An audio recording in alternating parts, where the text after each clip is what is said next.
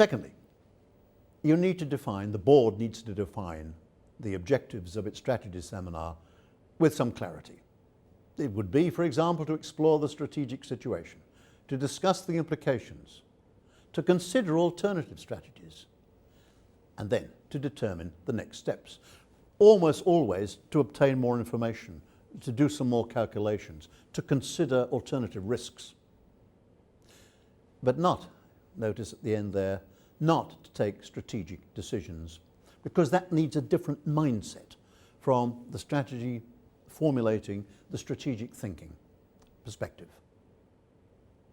Of course, all directors will need briefing with relevant data in advance, data on where we are, what the competitors are doing, on the markets, on currencies, on finances, and so on. Our third set of guidelines, as we're thinking about what's involved in a successful board strategy seminar: don't hold the event in the boardroom. I've already explained why.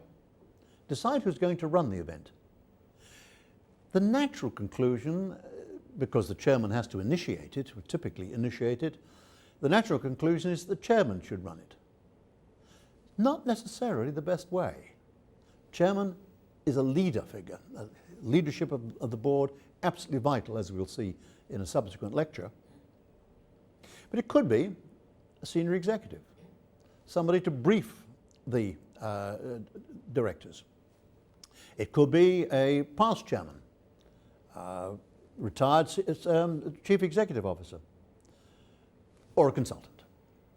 Then you need to decide, the chairman needs to decide, who's going to invite to take part in the strategy seminar. Obviously all the directors, but not just them. Directors need briefing. External experts can give briefings. Putting together a group of people who together can think realistically about the future of that particular organization. Establish the ground rules at the first session. It wants to be a free-ranging exchange of views. We're not going to make strategic decisions, not at this meeting. That means we can call for imaginative contributions, and we don't want those negative comments. It'll never work in the month of Sundays.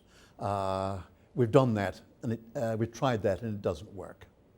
And the output from the strategy session should not be a decision, but an agreed list of next actions, who's responsible for taking them, and by when.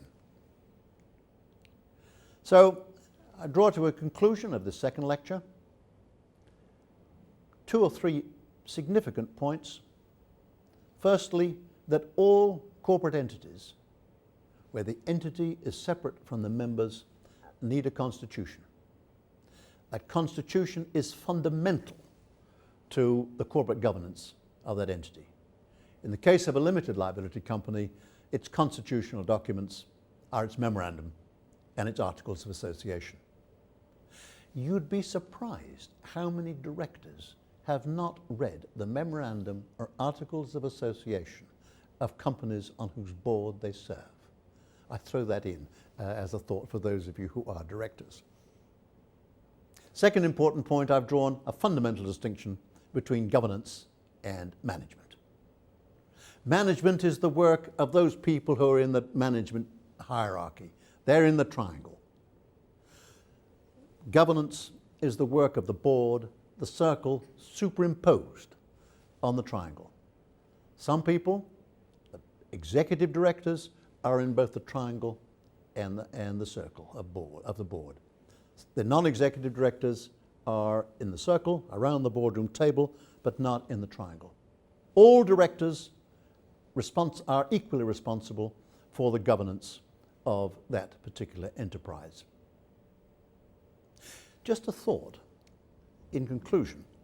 When Lord Caldicott was the chairman of Delta Metal, and he appointed to his board somebody from within management to become a further executive director along with him, he would call them into his office and he would say, listen, you're going to become an executive director on my board.